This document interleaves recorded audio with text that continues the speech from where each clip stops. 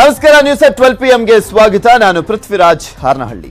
ಪರಿಷತ್ ಅಖಾಡದಲ್ಲಿ ಯಾರು ಸ್ಟ್ರಾಂಗ್ ಯಾರು ವೀಕ್, ಒಳಮುನಿಸು ಭಿನ್ನಮತ ಜಗಳ ಚಾಲೆಂಜ್ ಎಲ್ಲೆಲ್ಲಿ ಹೇಗಿದೆ ಗೆಲುವಿನ ಲೆಕ್ಕಾಚಾರ. ಪರಿಷತ್ ಫೈಟ್ ನ್ಯೂಸ್ 18 ನಲ್ಲಿ ಗ್ರೌಂಡ್ ರಿಪೋರ್ಟ್.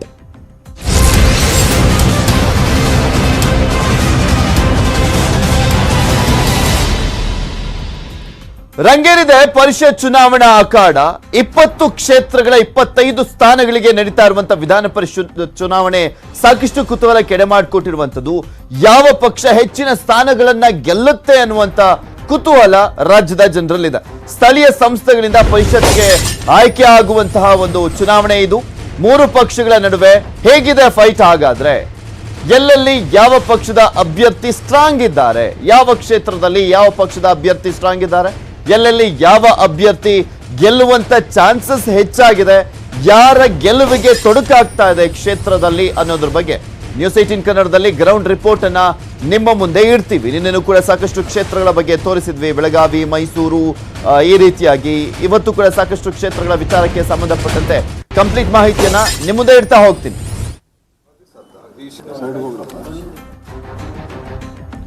ಪ್ರಮುಖವಾಗಿ 3 ಪಕ್ಷಗಳಿಗೂ ಕೂಡ ತುಂಬಾ ಇಂಪಾರ್ಟೆಂಟ್ ಆಗಿದೆ ಇದು ಒಂದು ವಿಧಾನ ಪರಿಷತ್ ಚುನಾವಣೆ. ಯಾಕೆಂದ್ರೆ ಬಿಜೆಪಿ ಲೆಕ್ಕಾಚಾರ ನಾವು ಬಹುಮತವನ್ನ ಗಳಿಸಬೇಕು ಅನ್ನುವಂಥದ್ದು ವಿಧಾನ ಪರಿಷತ್ನಲ್ಲಿ. ಇನ್ನು ಕಾಂಗ್ರೆಸ್ ಆಡಳಿತ ಪಕ್ಷಕ್ಕೆ ಟಕ್ಕರನ್ನ ಕೊಡಬೇಕು, ಹೆಚ್ಚಿನ ಸ್ಥಾನಗಳನ್ನ ಗೆಲ್ಲಬೇಕು ಅನ್ನುವಂಥ ನಿರೀಕ್ಷೆಯಲ್ಲಿದೆ.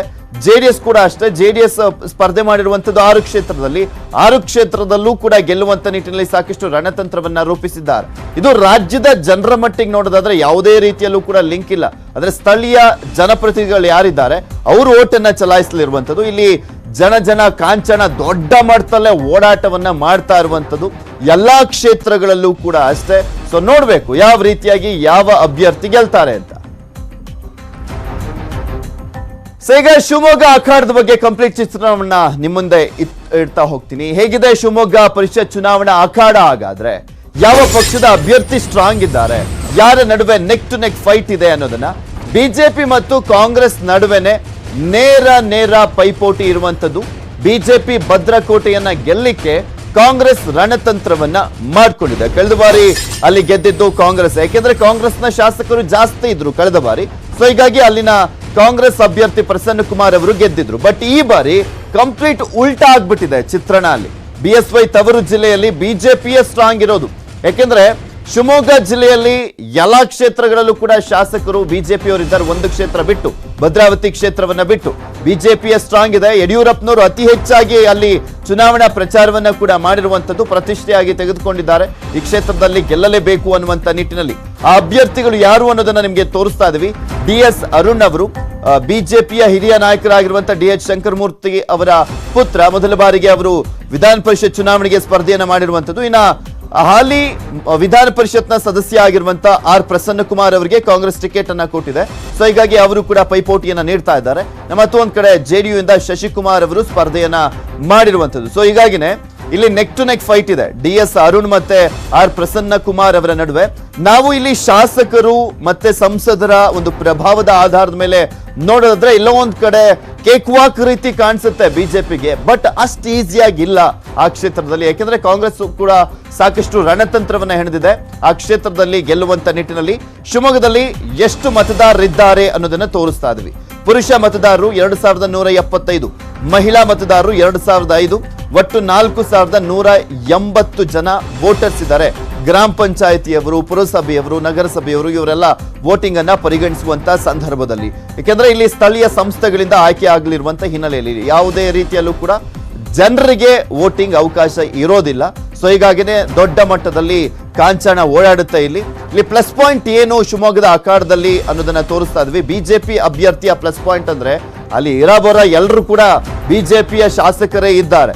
ಒಂದು ಕ್ಷೇತ್ರ ಬಿಟ್ಟು, ಭದ್ರಾವತಿ ಕ್ಷೇತ್ರವನ್ನ ಬಿಟ್ಟು. ಯಾಕೆಂದ್ರೆ ಇಲ್ಲಿ ಈ ಒಂದು ಕ್ಷೇತ್ರಕ್ಕೆ ಚನ್ನಗಿರಿ ಮತ್ತು ಹೊನ್ನಾಳಿನೂ ಕೂಡ ಸೇರ್ಕೊಳ್ಳುತ್ತೆ. ವಿಧಾನ ಪರಿಷತ್ ಚುನಾವಣೆಯ ಸಂದರ್ಭದಲ್ಲಿ ವೋಟಿಂಗ್ ಮಾಡುವಂತ ನಿಟ್ಟಿನಲ್ಲಿ ಚನ್ನಗಿರಿಯಲ್ಲಿ ಮಾಡಲ್ ಅವರು ಶಾಸಕರಾಗಿರುವಂತದ್ದು ವಿರೂಪಾಕ್ಷಪ್ಪನವರು. ಹೊನ್ನಾಳಿಯಲ್ಲಿ ರೇಣುಕಾಚಾರಿ ಅವರು ಶಾಸಕರಾಗಿದ್ದಾರೆ.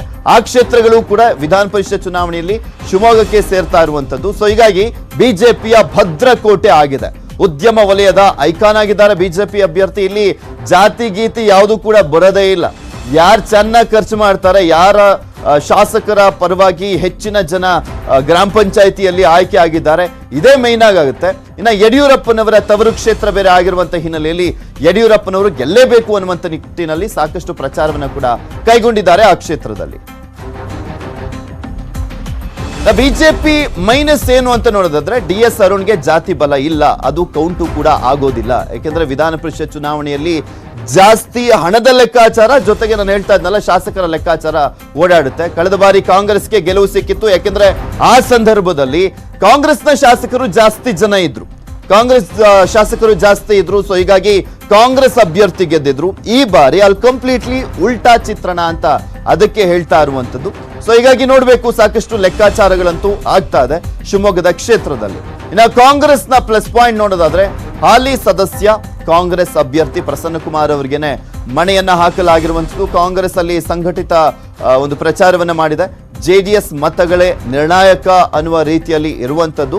ಅಲ್ಲಿ JDS ನಲ್ಲಿ ಪ್ರಮುಖ ನಾಯಕರು ಅಂತ ಇದ್ದಿದ್ದು ಅಂದ್ರೆ ಮಧು ಬಂಗಾರಪ್ಪನವರು, ಅವ್ರಿಗೆ ಆಲ್ರೆಡಿ ಕಾಂಗ್ರೆಸ್ಗೆ ಬಂದಿರುವಂತಹ ಹಿನ್ನೆಲೆಯಲ್ಲಿ JDS ನ ಒಂದು ಸಮುದಾಯ ಕಾಂಗ್ರೆಸ್ ಕಡೆ ಅಂದ್ರೆ ಮಧು ಬಂಗಾರಪ್ಪ ಅವರ ಜೊತೆನೆ ಬಂದಿದೆ ಅನ್ನುವಂತ ಮಾತಿದೆ. ಬಟ್ ಅದ್ರಲ್ಲಿ ಎಷ್ಟು ಜನ ಜನಪ್ರತಿನಿಧಿಗಳಿದ್ದಾರೆ ಅನ್ನೋದು ಬೇಕಲ್ಲ. ಕಾರ್ಯಕರ್ತರು ಬಂದ್ರೆ ಇಲ್ಲಿ ವೇಸ್ಟು, ಜನಪ್ರತಿನಿಧಿಗಳು ಬಂದ್ರೆ ಮಾತ್ರನೇ ಇಲ್ಲಿ ವರ್ಕೌಟ್ ಆಗೋದು. ಅದ್ ಎಷ್ಟು ಜನ ಇದ್ದಾರೆ ಅನ್ನೋದಷ್ಟೇ ಇಲ್ಲಿ ಮಾತಾಗುತ್ತೆ. ಅದೆಲ್ಲವೂ ಕೂಡ ಎಲೆಕ್ಷನ್ ಟೈಮ್ ನಲ್ಲಿ ಗೊತ್ತಾಗುತ್ತೆ. ಇನ್ನ ಕಾಂಗ್ರೆಸ್ ಪ್ಲಸ್ ಪಾಯಿಂಟ್ಸ್ ಅನ್ನ ಗಮನಿಸ್ತಾ ಇದ್ರಿ. ಕಳೆದ ಬಾರಿ ಅಂತೂ ಬಿಜೆಪಿ 3ನೇ ಸ್ಥಾನಕ್ಕೆ ಹೋಗಿತ್ತು, ಅದು ಕೆಲವೇ ಮತಗಳ ಅಂತರದಿಂದ. JDS 2ನೇ ಸ್ಥಾನದಲ್ಲಿತ್ತು. ಇನ್ನು ಕಾಂಗ್ರೆಸ್ನವರು ಗೆದ್ದಿದ್ರು ಆ ಕ್ಷೇತ್ರದಲ್ಲಿ. ಕಾಂಗ್ರೆಸ್ನ ಮೈನಸ್ ಏನು ಅಂತ ನೋಡೋದಾದ್ರೆ ಕ್ಷೇತ್ರದಲ್ಲಿ ಒಬ್ಬರೇ ಕಾಂಗ್ರೆಸ್ನ ಶಾಸಕರು, ಅದು ಭದ್ರಾವತಿ ಶಾಸಕರ ಇರುವಂತದ್ದು. ಅಷ್ಟು ಬಿಟ್ರೆ ಇನ್ನೆಲ್ಲೂ ಕಾಂಗ್ರೆಸ್ ಶಾಸಕರೇ ಇಲ್ಲ. ಸೊ ಹೀಗಾಗಿ ಅದು ದೊಡ್ಡ ಮಟ್ಟದಲ್ಲಿ ಹಿನ್ನಡೆಯನ್ನ ತರುತ್ತೆ. ಯಾಕೆಂದ್ರೆ ಇತ್ತೀಚೆಗಷ್ಟೇ ಗ್ರಾಮ ಪಂಚಾಯತಿ ಚುನಾವಣೆ ನಡೆದಿರುವಂತದ್ದು.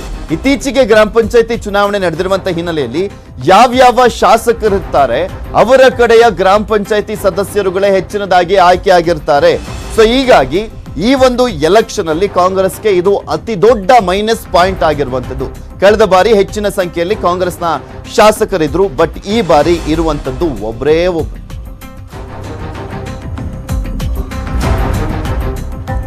ಅದು ಶಿವಮೊಗ್ಗದ ಲೆಕ್ಕಾಚಾರ ನೋಡಿದ್ರೆ ಈಗ ಚಿತ್ರದುರ್ಗದ ಲೆಕ್ಕಾಚಾರಕ್ಕೆ ಬರೋಣ. ಚಿತ್ರದುರ್ಗದ ಪರಿಷತ್ ಚುನಾವಣೆ ಅಖಾಡ ಕೂಡ ರಂಗೇರಿರುವಂತದ್ದು. ಅಲ್ಲೂ ಕೂಡ ಬಿಜೆಪಿ ಕಾಂಗ್ರೆಸ್ ನಡುವೆ ನೆಕ್ ಟು ನೆಕ್ ಪೈಪೋಟಿ ಇದೆ. ಆದ್ರೆ ಅಲ್ಲೂ ಕೂಡ ಆ ಚುನಾವಣದ ಒಂದು ಅಖಾಡದಲ್ಲಿ ಗಮನಿಸೋದಾದ್ರೆ ಹೆಚ್ಚಿನ ಸಂಖ್ಯೆಯಲ್ಲಿ ಬಿಜೆಪಿ ಶಾಸಕರು ಸಂಸದರು ಇರುವಂತ ಹಿನ್ನೆಲೆಯಲ್ಲಿ ಎಲ್ಲೋ ಒಂದ್ ಕಡೆ ಬಿಜೆಪಿಗೆ ಅದೇ ಒಂದು ದೊಡ್ಡ ಬಲವನ್ನ ತರ್ತಾ ಇದೆ. ಈ ಒಂದು ಬಿಜೆಪಿ ಅಭ್ಯರ್ಥಿಯನ್ನ ಗೆಲ್ಲಿಸುವಂತ ನಿಟ್ಟಿನಲ್ಲಿ ಸಾಕಷ್ಟು ರಣತಂತ್ರವನ್ನ ಹೆಣೆಯಲಾಗ್ತಾ ಇದೆ. ಕಾಂಗ್ರೆಸ್ ಕೋಟೆಯನ್ನ ಭೇದಿಸಲಿಕ್ಕೆ ಬಿಜೆಪಿ ಕೂಡ ಸಾಕಷ್ಟು ರಣತಂತ್ರವನ್ನ ಹೆಣೆದಿರುವಂತದ್ದು. ಅಭ್ಯರ್ಥಿಯನ್ನ ಬದಲಿಸಿ ಕಾಂಗ್ರೆಸ್ ತಂತ್ರಗಾರಿಕೆಯನ್ನ ಮಾಡಿದೆ. ಅಲ್ಲಿ ಕೋಟೆ ನಾಡಲ್ಲಿ ಬಿಜೆಪಿಗೆ ಅನುಕಂಪದ ಅಲೆ ಇದೆ ಅಂತ ಹೇಳಲಾಗ್ತದೆ. ಬಟ್ ಎಷ್ಟರ ಮಟ್ಟಿಗೆ ವರ್ಕೌಟ್ ಆಗುತ್ತೆ ವಿಧಾನ ಪರಿಷತ್ ಚುನಾವಣೆಯಲ್ಲಿ ಅನ್ನೋದನ್ನ ಕಾದ್ ನೋಡ್ಬೇಕು. ಯಾಕಂದ್ರೆ ಈ ವಿಧಾನಸಭೆ ಚುನಾವಣೆ ಅನುಕಂಪದ ಅಲೆನೇ ಬೇರೆ. ವಿಧಾನ ಪರಿಷತ್ ಚುನಾವಣೆಯಲ್ಲಿ ಅನುಕಂಪ ಅನ್ನೋದಕ್ಕಿಂತ ಎಷ್ಟೆಷ್ಟು ಕೊಡ್ತಾರೆ ಅನ್ನೋದೇ ಮುಖ್ಯವಾಗುತ್ತೆ.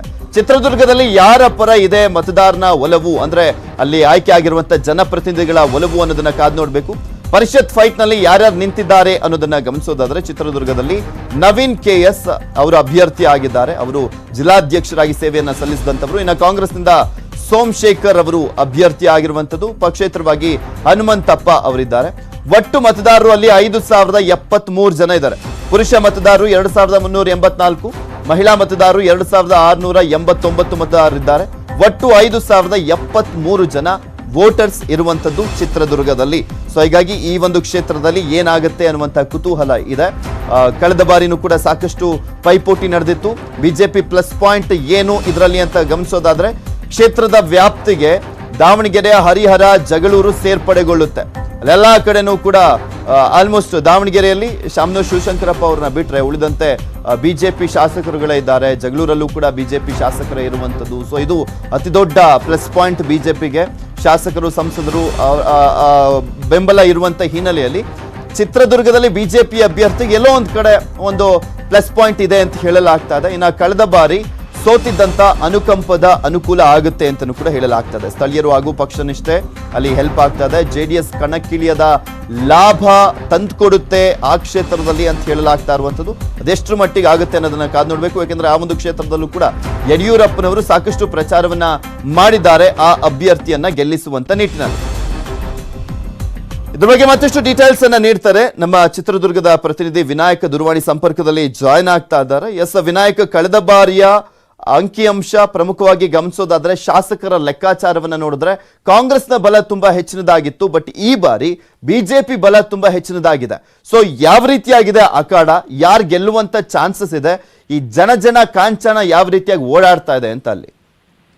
ಪೃಥ್ವಿರಾಜ್, ಏನು ಚಿತ್ರದುರ್ಗ ಚಿತ್ರದುರ್ಗ ಮತ್ತು ದಾವಣಗೆರೆ MLC ಚುನಾವಣೆ ಇದೆ. ಇದಕ್ಕೆ ರಂಗೇರ್ತಾರಂತದ್ದು. ಯಾಕಂತ ಹೇಳಿದ್ರೆ ಈ ಕಾಂಗ್ರೆಸ್ನ ಅಧಿಪತ್ಯದಲ್ಲಿ ಏನು ಕಳೆದ ಚುನಾವಣೆಯನ್ನ ಗೆದ್ದಿದ್ರು, ಆ ಸಂದರ್ಭದಲ್ಲಿ ಕಾಂಗ್ರೆಸ್ಗೆ ಬಹಳ ಒಂದು ಪ್ರಮುಖವಾಗಿ 8 ಜನ ಶಾಸಕರು ಇದ್ರು. ಹಾಗಾಗಿ ಅವ್ರಿಗೆ ಗೆಲುವಾಗಿತ್ತು. ಈ ಸಾರಿ ಅದೇ ವಾತಾವರಣ ಈಗ ಬಿಜೆಪಿಯ ಕ್ಯಾಂಡಿಡೇಟ್ಗಳು ಪರಿಣಾಮ ಬೀರ್ಬೋದು. ಯಾಕೆಂತ ಹೇಳಿದ್ರೆ ಅವರು ಈಗ 8 ಜನ ಶಾಸಕರು ಮತ್ತೆ ಸಚಿವರು ಇರೋದ್ರಿಂದ ಅವ್ರಿಗೆ ಪ್ರಮುಖವಾಗಿ ಗೆಲುವು ಕಾಣುವಂತ ಎಲ್ಲಾ ನಿರೀಕ್ಷೆಗಳು ಕಂಡು ಬರ್ತಾ ಇದೆ. ಅಷ್ಟೇ ಅಲ್ಲದೆ ಈಗ ಇರುವಂತ 2 ಅಭ್ಯರ್ಥಿಗಳಲ್ಲಿ KS ನವೀನ್ ಏನಿದ್ದಾರೆ ಬಿಜೆಪಿ ಅಭ್ಯರ್ಥಿ, ಅವರಿಗೆ ಈ 2 ಸಾರಿ ಸೋತಿದ್ರು ಅನ್ನುವಂತ ಅನುಕಂಪವೂ ಕೂಡ ಇವ್ರಿಗೆ ಗೆಲುವಿಗೆ ಶ್ರೀರಕ್ಷೆ ಆಗುತ್ತೆ ಅನ್ನುವಂತ ಲೆಕ್ಕಾಚಾರಗಳು ನಡೀತಾ ಇದೆ. Prithviraj, okay, thank you Vinayak ನಿಮ್ಮೆಲ್ಲ ಡೀಟೇಲ್ಸ್ಗಾಗಿ. ಕೊರೋನಾ ಜಾಗೃತಿ ಬಗ್ಗೆ ನ್ಯೂಸ್ 18 ನೆಟ್ವರ್ಕ್ ಫೆಡರಲ್ ಬ್ಯಾಂಕ್ ಸಹಯೋಗದೊಂದಿಗೆ ಇಡೀ ದೇಶದಾದ್ಯಂತ ಅಭಿಯಾನವನ್ನು ಮಾಡ್ತಾ ಇದೆ. ಇದರ ಮುಂದುವರೆದ ಭಾಗವಾಗಿ ವಾಟ್ಸ್ಆಪ್ ಮೂಲಕ ಕೂಡ ನೀವು ಪರಿಹಾರವನ್ನು ಕಂಡುಕೊಳ್ಬಹುದು. ಕೊರೋನಾ ಗೊಂದಲದ ನಿಮ್ಮ ಪ್ರಶ್ನೆಗಳಿಗೆ ನಿಮಗೆ ಉತ್ತರ ಸಿಗುತ್ತೆ. ನಮ್ಮ ವಾಟ್ಸ್ಆಪ್ ನಂಬರ್ ಅನ್ನು ನಿಮ್ಮ ಸ್ಕ್ರೀನ್ ಮೇಲೆ ತೋರಿಸ್ತಾ ಇದೀವಿ. 7977773753 ಈ ನಂಬರ್ಗೆ ನಿಮ್ಮ ಪ್ರಶ್ನೆ ಏನು ಅಂತ ಕಳಿಸಿ. ಇದೇ ನಂಬರಿಂದ ನಿಮಗೆ ಉತ್ತರ ಸಿಗುತ್ತೆ. ಇದಿಷ್ಟೆಲ್ಲ ಹೆಚ್ಚಿನ ಮಾಹಿತಿಗಾಗಿ ನಿಮ್ಮ ಸ್ಕ್ರೀನ್ ಮೇಲೆ ಈಗ ಕಾಣಿಸ್ತಾ ಇರುವಂತಹ ವೆಬ್ಸೈಟ್ಗೆ ಲಾಗಿನ್ ಆಗಿ ನಿಖರ ಉತ್ತರವನ್ನು ಪಡ್ಕೊಳ್ಳಿ. ನಾವು ಉಳಿದಂತೆ ಸಾಕಷ್ಟು ಕ್ಷೇತ್ರಗಳ ವಿಚಾರಕ್ಕೆ ಸಂಬಂಧಪಟ್ಟಂತೆ ಅಲ್ಲಿ ಯಾವ ರೀತಿಯಾಗಿ ಅಖಾಡದಲ್ಲಿ ಜಿದ್ದಾಜಿದ್ದಿ ಏರ್ಪಟ್ಟಿದೆ ಅನ್ನೋದ್ರ ಬಗ್ಗೆ ಕಂಪ್ಲೀಟ್ ಡೀಟೇಲ್ಸ್ ಅನ್ನು ನಿಮ್ಮ ಮುಂದೆ ಇಡ್ತಾ ಹೋಗ್ತೀನಿ. ಆದ್ರೆ ಅದಕ್ಕೂ ಮುಂಚೆ ಒಂದು ಸ್ಮಾಲ್ ಬ್ರೇಕ್.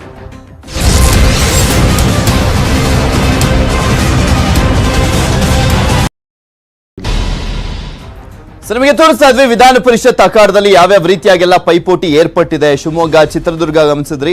ಮತ್ತೊಂದು ತುಂಬಾ ಕುತೂಹಲ ಕೆಡಮಾಡ್ಕೊಟ್ಟಿರುವಂತ ವಿಧಾನ ಪರಿಷತ್ ಕ್ಷೇತ್ರ ಅಂದ್ರೆ ಅದು ತುಮಕೂರು ಕ್ಷೇತ್ರ.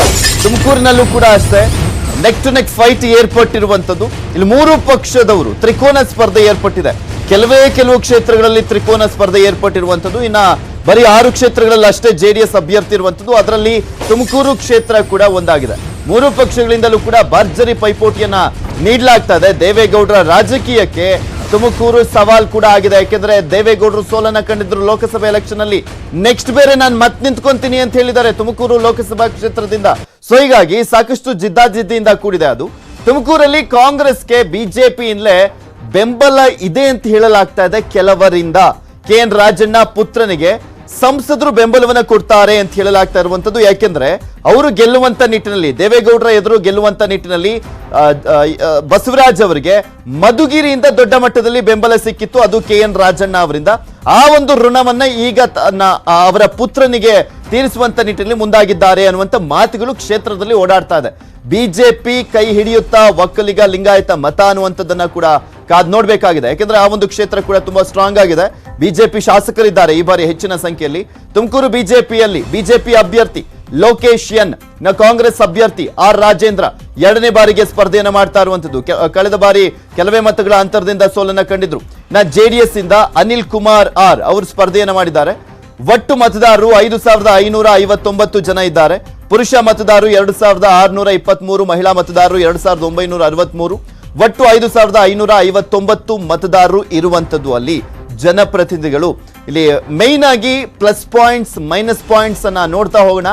ಬಿಜೆಪಿಗೆ ಅತಿ ದೊಡ್ಡ ಪ್ಲಸ್ ಪಾಯಿಂಟ್ ಅಂದ್ರೆ ಒಂದು ಆಡಳಿತ ಪಕ್ಷ ಆಗಿರುವಂತದ್ದು. ಅದರ ಜೊತೆಗೆ ಸುಮಾರು ಒಂದು 5 ಜನ ಶಾಸಕರಿದ್ದಾರೆ. ಚಿಕ್ಕನಾಯಕನಹಳ್ಳಿಯಲ್ಲಿ ಬಿಜೆಪಿ ಶಾಸಕರಿದ್ದಾರೆ ಮಾಧುಸ್ವಾಮಿ ಅವರು, ತಿಪ್ಟೂರಿನಲ್ಲೂ ಕೂಡ ಬಿಜೆಪಿ ಶಾಸಕರಿದ್ದಾರೆ BC ನಾಗೇಶ್ ಅವರು ಸಚಿವರಾಗಿರುವಂತದ್ದು. ತುರುವೇಕೆರೆಯಲ್ಲಿ ಬಿಜೆಪಿ ಶಾಸಕರಿದ್ದಾರೆ, ತುಮಕೂರು ನಗರದಲ್ಲಿ ಬಿಜೆಪಿ ಶಾಸಕರಿದ್ದಾರೆ, ಶಿರಾದಲ್ಲಿ ಬಿಜೆಪಿ ಶಾಸಕರಿದ್ದಾರೆ. ಕಳೆದ ಬಾರಿ ಇಲ್ಲೆಲ್ಲೂ ಕೂಡ ಇರಲಿಲ್ಲ ಬಿಜೆಪಿ ಶಾಸಕರು. ಸೊ ಹೀಗಾಗಿ 5 ಜನ ಇರುವಂತ ಹಿನ್ನೆಲೆಯಲ್ಲಿ ದೊಡ್ಡ ಪ್ಲಸ್ ಪಾಯಿಂಟ್, ಮತ್ತೆ ಬಿಜೆಪಿಯ ಸಂಸದರು ಬೇರೆ ಇರುವಂತದ್ದು. ಸೊ ಹೀಗಾಗಿನೇ ಆ ಒಂದು ಅಭ್ಯರ್ಥಿಗೆ ಗೆಲ್ಲುವಂತ ನಿಟ್ಟಿನಲ್ಲಿ ಒಂದು ಕಾನ್ಫಿಡೆನ್ಸ್ ದುಪ್ಪಟ್ಟಾಗಿರುವಂತದ್ದು. ಆ ಅಭ್ಯರ್ಥಿ ಕೂಡ ಸಾಕಷ್ಟು ಚಿರಪರಿಚಿತರು ಆ ಒಂದು ಕ್ಷೇತ್ರದಲ್ಲಿ. ಜಾತಿ ಲೆಕ್ಕಾಚಾರದ ಬಲ ಕೂಡ ಇದೆ ಅಂತ ಹೇಳಲಾಗ್ತದೆ. ಬಟ್ ಜಾತಿ ಲೆಕ್ಕಾಚಾರ ಎಲ್ಲ ಈ ವಿಧಾನ ಪರಿಷತ್ ಚುನಾವಣೆಯಲ್ಲಿ ಎಷ್ಟು ಮಟ್ಟಿಗೆ ವರ್ಕೌಟ್ ಆಗುತ್ತೆ ಕಾದ್ ನೋಡ್ಬೇಕು. ಬಿಜೆಪಿ ಮೈನಸ್ ಪಾಯಿಂಟ್ ಏನಾಗ್ಬೋದು ಅಂತ ಗಮನಿಸೋದಾದ್ರೆ, ದೇವೇಗೌಡರ ಎದುರಿಗೆ ನಾವು ಗೆದ್ದೇ ಗೆಲ್ಬೇಕು ಅನ್ನುವಂತ ನಿಟ್ಟಿನಲ್ಲಿ ಬಿಜೆಪಿ ಸಾಕಷ್ಟು ಹರಸಾಹಸ ಪಟ್ಟಿತ್ತು. ಆ ಸಂದರ್ಭದಲ್ಲಿ KN ರಾಜಣ್ಣ ಅವರ ಬೆಂಬಲವನ್ನ ಕೂಡ ಪಡೆದುಕೊಂಡಿದ್ರು. ಅದು ಗುಟ್ಟಾಗಿ ಏನು ಉಳಿದಿಲ್ಲ. ಸೊ ಹೀಗಾಗಿ ಈಗ ಅವರ ಪುತ್ರ ನಿಂತಿರುವಂತ ಹಿನ್ನೆಲೆಯಲ್ಲಿ ಬಿಜೆಪಿಯ ಕೆಲವು ನಾಯಕರು ಆರ್ ರಾಜೇಂದ್ರ ಅವರ ಪರವಾಗಿ ವೋಟನ್ನ ಹಾಕಿಸುವಂತ ನಿಟ್ಟಿನಲ್ಲಿ ಮುಂದಾಗಿದ್ದಾರೆ ಅನ್ನುವಂಥ ಮಾತುಗಳು ಕೇಳಿ ಬರ್ತಾ ಇದೆ. ಅದೆಷ್ಟರ ಮಟ್ಟಿಗೆ ಸಹಕಾರಿ ಆಗ್ಬೋದು ಅನ್ನುವಂಥದ್ದು 14ನೇ ತಾರೀಕಿನ ರಿಸಲ್ಟ್ ನ ಸಂದರ್ಭದಲ್ಲಿ ಗೊತ್ತಾಗುತ್ತೆ. ಇನ್ನು ಕಾಂಗ್ರೆಸ್ನ ಪ್ಲಸ್ ಪಾಯಿಂಟ್ ಅನ್ನು ನೋಡ್ತಾ ಹೋಗೋಣ. ಕಾಂಗ್ರೆಸ್ ಅಭ್ಯರ್ಥಿ ರಾಜೇಂದ್ರ ಕ್ಷೇತ್ರಕ್ಕೆ ಚಿರಪರಿಚಿತರು, ಕಳೆದ ಬಾರಿನೂ ಕೂಡ ನಿಂತಿದ್ದವರು. ಹೀಗೆ KN ರಾಜಣ್ಣ ಅವರ ವರ್ಚಸ್ಸು ಇಡೀ ಜಿಲ್ಲೆಯಾದ್ಯಂತ ಇದೆ. ಯಾಕಂದ್ರೆ ಅವರು DCC ಬ್ಯಾಂಕ್ನ ಅಧ್ಯಕ್ಷರೆಲ್ಲ ಆಗಿದ್ದಂಥವರು. ಸೊ ಹೀಗಾಗಿ ವರ್ಚಸ್ಸಿನ ಲಾಭ ಆಗುವಂತ ಚಾನ್ಸಸ್ ಇದೆ. ಮತ್ತೆ ಬಿಜೆಪಿಯ ಕೆಲವು ನಾಯಕರು ಅವರಿಗೆ ಸಪೋರ್ಟ್ ಅನ್ನ ಮಾಡುವಂತ ಸಾಧ್ಯತೆ ಹೆಚ್ಚಾಗಿ ಇರುವಂತದ್ದು. ಮತ್ತೊಂದ್ ಕಡೆ JDS ನ ಬೆಮಲ್ ಕಾಂತ್ ರಾಜು ಅವರ ಬೆಂಬಲ ಕೂಡ ಅವರಿಗೆ ಸಿಗಬಹುದು ಅಂತ ಹೇಳಲಾಗ್ತದೆ. ಬಿಜೆಪಿ ಸಂಸದರಾಗಿರುವಂತ GS ಬಸವರಾಜು ಪರೋಕ್ಷವಾಗಿ ಬೆಂಬಲವನ್ನ ಕೊಡುವಂತ ಸಾಧ್ಯತೆ ಇದೆ ಅಂತ ನಾನು ಆಗ್ಲೇ ಹೇಳ್ತಾ ಇದ್ನಲ್ಲ, ಅದು ಆಗಬಹುದೇನೋ ಗೊತ್ತಿಲ್ಲ. ಆದ್ರೂ ಆಗ್ಬೋದು, ಇಲ್ಲ ಅಂದ್ರೆ ಇಲ್ಲ. ಕಾಂಗ್ರೆಸ್ ಮೈನಸ್ ಪಾಯಿಂಟ್ಸ್ ಗಮನಿಸೋದಾದ್ರೆ, ಕಾಂಗ್ರೆಸ್ನ ಕೆಲ ನಾಯಕರಲ್ಲಿ ಅಸಮಾಧಾನ ಇರುವಂತದ್ದು ಆಲ್ಮೋಸ್ಟ್ ಎಲ್ಲ ಪಕ್ಷಗಳಲ್ಲೂ ಇರುತ್ತೆ. ಆದ್ರೆ ಈ ಬಾರಿ ಕಳೆದ ಬಾರಿ ಇದ್ದಂತೆ ಶಾಸಕರ ಬಲ ಇಲ್ಲ ಕಾಂಗ್ರೆಸ್ಗೆ. ಇದೇ ಮೈನಸ್ ಪಾಯಿಂಟ್, ದೊಡ್ಡ ಮೈನಸ್ ಪಾಯಿಂಟ್ ಅಂದ್ರೆ ಇದೆ ಕಾಂಗ್ರೆಸ್ಗೆ. ಸೊ ಅದು ಎಷ್ಟು ಮಟ್ಟಿಗೆ ಹೊಡೆತವನ್ನ ಕೊಡುತ್ತೆ ಅನ್ನೋದನ್ನ ಕಾದ್ ನೋಡ್ಬೇಕಾಗಿದೆ. ಇದ್ರ ಬಗ್ಗೆ ಮತ್ತಷ್ಟು ಡೀಟೇಲ್ಸ್ ಅನ್ನ ನೀಡ್ತಾರೆ ನಮ್ಮ ಪ್ರತಿನಿಧಿ ವಿಠಲ್. ದೂರವಾಣಿ ಸಂಪರ್ಕದಲ್ಲಿ ಜಾಯ್ನ್ ಆಗ್ತಾ ಇದ್ದಾರೆ. ವಿಠಲ್, ಕಳೆದ ಬಾರಿ ಚುನಾವಣೆಗೂ ಈ ಬಾರಿ ಚುನಾವಣೆಗೂ ತುಂಬಾ ಡಿಫರೆನ್ಸ್ ಇದೆ ಆ ಕ್ಷೇತ್ರದ ಲೆಕ್ಕಾಚಾರವನ್ನ ಗಮನಿಸೋದಾದ್ರೆ. ಯಾಕೆಂದ್ರೆ ಬಿಜೆಪಿ ಗೆದ್ದಿದ್ದು ಕೆಲವು ಕ್ಷೇತ್ರಗಳಲ್ಲಿ, ಬಟ್ ಈ ಬಾರಿ 5 ಜನ ಬಿಜೆಪಿ ಶಾಸಕರಿದ್ದಾರೆ. ಮತ್ತು ಒಂದ್ ಕಡೆ ಕಾಂಗ್ರೆಸ್ನ ಶಾಸಕರು ಆಲ್ಮೋಸ್ಟ್ ಒಂದೇ ಒಂದು ಕ್ಷೇತ್ರದಲ್ಲಿ ಬಿಟ್ರೆ ಇಲ್ಲವೇ ಇಲ್ಲ. ಸೊ ಹೀಗಾಗಿ ಎಲ್ಲೋ ಒಂದ್ ಕಡೆ ಕಾಂಗ್ರೆಸ್ಗೆ ದೊಡ್ಡ ಮಟ್ಟದ ಹಿನ್ನಡೆ ಅನ್ಸಿದ್ರು ಕೂಡ ಆರ್ ರಾಜೇಂದ್ರ ವಿಚಾರಕ್ಕೆ ಗಮನಿಸೋದಾದ್ರೆ ಒಂದು ದೊಡ್ಡ ಪ್ಲಸ್ ಪಾಯಿಂಟ್ KN ರಾಜಣ್ಣ ಅವರ ಪುತ್ರ ಎಲ್ಲಾ ಪಕ್ಷದವರ ಜೊತೆನೂ ಕೂಡ ಉತ್ತಮ ಒಡನಾಟ ಇರುವಂತದ್ದು ಅನ್ನೋದು. ಸೊ ಯಾವ ರೀತಿಯಾಗಿ ನಡೀತಾ ಇದೆ ಲೆಕ್ಕಾಚಾರ, ಯಾರು ಗೆಲ್ಲುವಂತ ಚಾನ್ಸಸ್ ಜಾಸ್ತಿ ಅಂತ ಅನ್ಸುತ್ತೆ? ನಿಜಕ್ಕೂ ಏನು ಈ ಒಂದು ಪರಿಷತ್ ಚುನಾವಣೆಯಲ್ಲಿ ಬಿಜೆಪಿ ಬೆಂಬಲಿಗರಾಗಿರ್ಬೋದು ಅಥವಾ ಅಲ್ಲಿನ ಶಾಸಕರಾಗಿರ್ಬೋದು ಯಾರಿದ್ರು ಕೂಡ ಕಾಂಗ್ರೆಸ್ಗೆ ಟಫ್ ಫೈಟ್ ಕೊಡೋದಕ್ಕೆ ಸಾಧ್ಯ ಆಗ್ತಿಲ್ಲ. ಯಾಕಂದ್ರೆ ಈಗಾಗಲೇ KN ರಾಜಣ್ಣ ಅವರು ಸಾಕಷ್ಟು ರೀತಿಯಲ್ಲಿ ಎಲ್ಲಾ ಪಕ್ಷದ ಮುಖಂಡರುಗಳ ಜೊತೆನೂ ಕೂಡ ಸಂಪರ್ಕ ಸಾಧಿಸಿ ಮತ್ತೆ ಎಲ್ಲರೂ ವಿಶ್ವಾಸನೂ ಕೂಡ ಗಳಿಸಿದ್ದಾರೆ. ಈ ಒಂದು ಟೈಮಲ್ಲಿ ಏನು ಈಗಾಗಲೇ DCC ಬ್ಯಾಂಕ್ ಅವ್ರಿಗೆ ಮೇನ್ ಆದ್ರೆ DCC ಬ್ಯಾಂಕ್ ಅಲ್ಲಿ ಎಲ್ರಿಗೂ ಕೂಡ ಒಂದು ಏನು ಲೋನ್ ಆಫರ್ ಆಗಿರ್ಬೋದು ಅಥವಾ ಲೋನ್ ಕೊಟ್ಟಿರೋದಾಗಿರ್ಬೋದು ಎಲ್ಲವನ್ನೂ ಕೂಡ ಒಂದು ಮುಂದೆ ಇಟ್ಕೊಂಡು ಮತಗಳನ್ನ ಸೆಳೆಯೋದಕ್ಕೆ ಪ್ರಯತ್ನ ಮಾಡ್ತಿರ್ತಕ್ಕಂಥದ್ದು. ಮತ್ತೆ ಇನ್ನೊಂದು ಗಮನಿಸಬೇಕಾದ ಅಂಶ ಅಂದ್ರೆ ಏನು, ಶಿರಾ ಆಗಿರ್ಬೋದು, ಮಧುಗಿರಿ ಆಗಿರ್ಬೋದು, ಪಾವಗಡ ಆಗಿರ್ಬೋದು, ಕೊರಟಗೆರೆ ಆಗಿರ್ಬೋದು, ಎಲ್ಲಾ ಒಂದು ಕ್ಷೇತ್ರಗಳಲ್ಲಿ ಈಗಾಗಲೇ ಕಾಂಗ್ರೆಸ್ ಪ್ರಾಬಲ್ಯ ಮೆರೆದಿರ್ತಕ್ಕಂಥದ್ದು. ಈಗೆಲ್ಲ ಇದ್ರಲ್ಲೂ ಕೂಡ ಇಲ್ಲಿ ಒಂದು ಟ್ರೆಂಡ್ ಆಗಿದೆ. ಈಗಾಗಲೇ ಎಲ್ಲಾ ರೀತಿಯಲ್ಲೂ ಕೂಡ ಕಾಂಗ್ರೆಸ್ ರಾಜೇಂದ್ರ ಅವ್ರನ್ನ ಗೆಲ್ಲಿಸ್ಬೇಕು ಅಂತ ಹೇಳಿ ಒಂದು ಜನಗಳು ಮಾತಾಡ್ತಿರ್ತಕ್ಕಂಥದ್ದು. ಮತ್ತೆ ಅದು ವೋಟ್ ಆಗಿ ಎಷ್ಟು ಮಟ್ಟಿಗೆ ಕನ್ವರ್ಟ್ ಆಗುತ್ತೆ ಅಂತ ಹೇಳಿ ಒಂದು ಕಾದ್ ನೋಡ್ಬೇಕೈತೆ. ಯಾಕಂದ್ರೆ ಬರೀ ಇದು ಜನಗಳು ಮಾತಾಡುವಂತ ಮಾತಾಗಿರೆ ಇಲ್ಲಿ ವೋಟ್ ಹಾಕುವಂತವ್ರು ಕೇವಲ ಏನು ಗ್ರಾಮ ಪಂಚಾಯತಿ ಮೆಂಬರ್ಗಳು. ಸೊ ಅವ್ರನ್ನ ಹೊರತುಪಡಿಸಿದ್ರೆ ಬೇರೆ ಕಾಮನ್ ಪೀಪಲ್ ಯಾರು ಇದಕ್ಕೆ ವೋಟ್ ಹಾಕೋದಕ್ಕೆ ಸಾಧ್ಯ ಆಗ್ತಾ ಇಲ್ಲ. ಯಾಕಂದ್ರೆ ಇಲ್ಲಿ ಪ್ರಮುಖವಾಗಿ ಅವರು ವೋಟ್ ಹಾಕ್ಬೇಕಾದ್ರೆ ಯಾವ ರೀತಿಯ ಒಂದು ನಿರ್ಣಯ ಒಂದು ತಗೊಳ್ತಾರೆ ಪ್ರಮುಖ ಇಲ್ಲಿ ಪೃಥ್ವಿ ಸಾಕಷ್ಟು ರೀತಿಯಲ್ಲಿ ಒಂದು ಮಾತುಕತೆ ನಡೀತಿರ್ತಕ್ಕಂಥದ್ದು. ಒಂದು ಪಕ್ಷದವರು 50,000 ಕೊಟ್ರೆ ನಾನು 60,000 ಕೊಡಕ್ ರೆಡಿ ಇದ್ದೀನಿ ಅಂತ ಹೇಳ್ತಾ ಇದ್ದಾರೆ. ಮತ್ತೊಬ್ರು ಇಲ್ಲ ಅವರು 60,000 ಕೊಟ್ರೆ ನಾನ್ ಮತ್ತೆ ಇನ್ನು 20,000 ಎಕ್ಸ್ಟ್ರಾ ಕೊಡ್ತೀನಿ ಅಂದ್ರೆ ಒಂದು ಓಟಿಗೆ ತಲಾ 70,000 ಓಟು ಕೊಡೋದಕ್ಕೆ 70,000 ಅಮೌಂಟ್ ಕೊಡೋದಕ್ಕೆ ಈಗಾಗಲೇ ಒಂದು ಅಭ್ಯರ್ಥಿಗಳು ಒಂದು ಕಣದಲ್ಲಿ ಇರತಕ್ಕಂಥದ್ದು. ಇನ್ನೊಂದು ಪ್ರಮುಖವಾಗಿ ಗಮನಿಸಬೇಕಾದ ಅಂಶ ಅಂದ್ರೆ ಈಗಾಗ್ಲೇನೆ ಈಗಿರೋ ಮಾಹಿತಿ ಪ್ರಕಾರ ಆಲ್ರೆಡಿ ಒಂದೊಂದು ರೌಂಡ್ ಎಲ್ಲ ಸುಮಾರು ಏನು 5,550 ಏನು ಒಂದು ಮತಗಳಿದಾವೆ ಎಂದು ಮೆಂಬರ್ಶಿಪ್ ಇದ್ದಾರೆ ಅವ್ರಿಗೆಲ್ರಿಗೂ ಕೂಡ ಒಂದು ತಲಾ 50,000 ಸಾವಿರ ಒಂದು ಏನೋ ಅಮೌಂಟ್ Okay. ಕೊಡೋದಾಗಿ ಒಂದು ಕೊಟ್ಟಿರೋದ್ರ ಬಗ್ಗೆ ಒಂದು ಮಾಹಿತಿ ಸಿಗ್ತಾ ಇರ್ತಕ್ಕಂಥದ್ದು. ಈಗಾಗಲೇ ಏನೇನೋ ಇನ್ನೊಂದು ಪಕ್ಷದವ್ರು ಏನಾದ್ರು ಇನ್ನೂ 10,000 ಜಾಸ್ತಿ ಕೊಡ್ತೀನಿ ಅಂತ ಹೇಳಿದ್ರೆ ಮತ್ತೆ 20,000 ಕೊಡ್ತೀನಿ ಅಂತ ಹೇಳಿ ಇನ್ನೊಬ್ಬ ಅಭ್ಯರ್ಥಿ ಮಾತಾಡ್ತಕ್ಕಂಥದ್ದು ಪೃಥ್ವಿ. ಫೈನಲಿ ದುಡ್ಡು ಚೆನ್ನಾಗಿ ಓಡಾಡ್ತಾ ಇದೆ, ಯಾರು ಹೆಚ್ಚಿನ ದುಡ್ಡನ್ನ ಕೊಡ್ತಾರೆ ಆ ರೀತಿಯಲ್ಲೂ ಕೂಡ ವೋಟ್ ಕನ್ವರ್ಟ್ ಆಗುವಂತ ಸಾಧ್ಯತೆ ಇದೆ. ಯಾವ ಪಕ್ಷದವರು ಆಗಿದ್ರು ಅನ್ನುವಂತ ಲೆಕ್ಕಾಚಾರ ಎಲ್ಲಾ ಕ್ಷೇತ್ರದವ್ರು ಕೇಳಿ ಬರ್ತಾ ಇದೆ. ನೋಡೋಣ ವಿಠಲ್ ಏನಾಗುತ್ತೆ ಅಂತ. ಥ್ಯಾಂಕ್ ಯು ಸೋ ಮಚ್ ನಿಮ್ಮೆಲ್ಲ ಡೀಟೇಲ್ಸ್ಗಾಗಿ. ಈಗ ಧಾರವಾಡ ಕ್ಷೇತ್ರದ ವಿಚಾರಕ್ಕೆ ಸಂಬಂಧಪಟ್ಟಂತೆ ನೋಡೋಣ. ಧಾರವಾಡ ಕ್ಷೇತ್ರದ ಆಕಾಡ ಯಾವ ರೀತಿಯಾಗಿದೆ ಅಂತ. ಧಾರವಾಡ ಅಂತ ಬಂದಂತ ಸಂದರ್ಭದಲ್ಲಿ ಅಲ್ಲಿ ಬರೀ ಒಂದು ಸ್ಥಾನ ಅಲ್ಲ, ದ್ವಿಸದಸ್ಯ ಇರುವಂತದ್ದು. ಒಂದು ಕ್ಷೇತ್ರ 2 ಸ್ಥಾನ ಇರುವಂತ ಕ್ಷೇತ್ರ ಅದು ಧಾರವಾಡ ಪರಿಷತ್ ಚುನಾವಣಾ ಅಖಾಡ ಕೂಡ ಸಾಕಷ್ಟು ರಂಗೇರಿದೆ. ಯಾಕೆಂದ್ರೆ ಧಾರವಾಡ, ಹಾವೇರಿ, ಗದಗ ಈ ಜಿಲ್ಲೆಗಳನ್ನ ಸೇರಿಸಿಕೊಂಡು ನಡೆಯುವಂತ ಒಂದು ಚುನಾವಣೆ. ಆ ಜಿಲ್ಲೆಯ ಸ್ಥಳೀಯ ನಾಯಕರು, ಸ್ಥಳೀಯ ಜನಪ್ರತಿನಿಧಿಗಳು ಹಾಕುವಂತ ಓಟಿನ ಮೇಲೆ ಯಾರು ಗೆಲ್ತಾರೆ ಕಾದ್ ನೋಡ್ಬೇಕು. ಇಲ್ಲಿ ಇಬ್ಬರು ಅಭ್ಯರ್ಥಿಗಳು ಈಸಿಯಾಗಿ ಆಯ್ಕೆ ಆಗ್ಬೋದು. ಕಳೆದ ಬಾರಿ ಶ್ರೀನಿವಾಸ್ ಮಾನೆ ಆಯ್ಕೆ ಆಗಿದ್ರು, ಪ್ರದೀಪ್ ಶೆಟ್ಟರ್ ಆಯ್ಕೆ ಆಗಿದ್ರು. ಈ ಬಾರಿನೂ ಕೂಡ ಅದೇ ಆಗುತ್ತೆ ರಿಪೀಟ್, ಮತ್ತೆ ಕಾಂಗ್ರೆಸ್ ಮತ್ತೆ ಬಿಜೆಪಿ ಇಂದನೇ ಅಂತ ಹೇಳಲಾಗ್ತಿರುವಂತದ್ದು. ಆದ್ರೂ ಕೂಡ ಮಲ್ಲಿಕಾರ್ಜುನ ಪಕ್ಷೇತರ ಅಭ್ಯರ್ಥಿ ಎಲ್ಲೋ ಒಂದ್ ಕಡೆ ಹೊಡೆತ ಕೊಡುವಂತ ಸಾಧ್ಯತೆ ಇದೆ ಅಂತ ಹೇಳಲಾಗ್ತದೆ. ಧಾರವಾಡದ ವಿಚಾರಕ್ಕೆ ಸಂಬಂಧಪಟ್ಟಂತೆ ಬರೋದಾದ್ರೆ ಒಬ್ರು ಕೇಂದ್ರ ಸಚಿವರು ಒಳಪಡ್ತಾರೆ, ಮತ್ತೊಂದ್ ಕಡೆ ಸಾಕಷ್ಟು ಜನ ಸಚಿವರುಗಳು ಒಳಪಡ್ತಾರೆ. ಅದರ ಜೊತೆಗೆ ಮುಖ್ಯಮಂತ್ರಿಗಳ ತವರು ಜಿಲ್ಲೆ ಕೂಡ ಸೇರುತ್ತೆ. ಅದಕ್ಕೆ ಹಾವೇರಿ ಎಲ್ಲ ಸೇರ್ತಾ ಇರುವಂತ ಹಿನ್ನೆಲೆಯಲ್ಲಿ ತುಂಬಾ ಇಂಪಾರ್ಟೆಂಟ್ ಬಸವರಾಜ ಬೊಮ್ಮಾಯಿ ಅವರಿಗೆ. ಯಾಕೆಂದ್ರೆ ಇಲ್ಲಿ ಅವರು ಹಾನಗಲ್ ಕ್ಷೇತ್ರದಲ್ಲಿ ಸೋತಂತ ಹಿನ್ನೆಲೆಯಲ್ಲಿ, ಬಿಜೆಪಿ ಅಭ್ಯರ್ಥಿ ಸೋತಂತ ಹಿನ್ನೆಲೆಯಲ್ಲಿ ಮುಜುಗರ ಮತ್ತೊಂದ್ ಕಡೆ ಹಿನ್ನಡೆ ಆಗಿತ್ತು ಬಸವರಾಜ ಬೊಮ್ಮಾಯಿ ಅವರಿಗೆ. ಈ ಕ್ಷೇತ್ರದಲ್ಲಿ ಈ ಬಾರಿ ಯಾವ ರೀತಿಯ ಗೆಲ್ತಾರೆ ಅನ್ನುವಂಥದ್ದು ಕೂಡ ಸಾಕಷ್ಟು ಇಂಪಾರ್ಟೆನ್ಸ್ ಅನ್ನ ಪಡ್ಕೊಂಡಿದೆ. ಬಿಜೆಪಿ ಅಭ್ಯರ್ಥಿ ಆಗಿರುವಂತದ್ದು ಪ್ರದೀಪ್ ಶೆಟ್ಟರ್, ಜಗದೀಶ್ ಶೆಟ್ಟರ್ ಅವರ ಸಹೋದರ. ಕಾಂಗ್ರೆಸ್ನ ಅಭ್ಯರ್ಥಿ ಆಗಿರುವಂತದ್ದು ಕೆಪಿಸಿಸಿ ಕಾರ್ಯಾಧ್ಯಕ್ಷ ಸಲೀಂ ಅಹಮದ್ ಅವರು. ಪಕ್ಷೇತರ ಅಭ್ಯರ್ಥಿ ಆಗಿರುವಂತದ್ದು ಮಲ್ಲಿಕಾರ್ಜುನ ಹಾವೇರಿ ಅವರು. ಒಟ್ಟು ಮತದಾರರು ಈ ಒಂದು 2 ಕ್ಷೇತ್ರದ ವಿಚಾರಕ್ಕೆ ಸಂಬಂಧಪಟ್ಟಂತೆ ಗಮನಿಸೋದಾದ್ರೆ ಹೆಚ್ಚಿನ ಸಂಖ್ಯೆಯಲ್ಲಿದ್ದಾರೆ. ಯಾಕೆಂದ್ರೆ ದ್ವಿಸದಸ್ಯ ಇದೆ. 7,502 ಜನ ಮತದಾರರಿದ್ದಾರೆ. ಪುರುಷ ಮತದಾರರು 3,659, ಮಹಿಳಾ ಮತದಾರರು 3,843 ಜನ ಇದ್ದಾರೆ.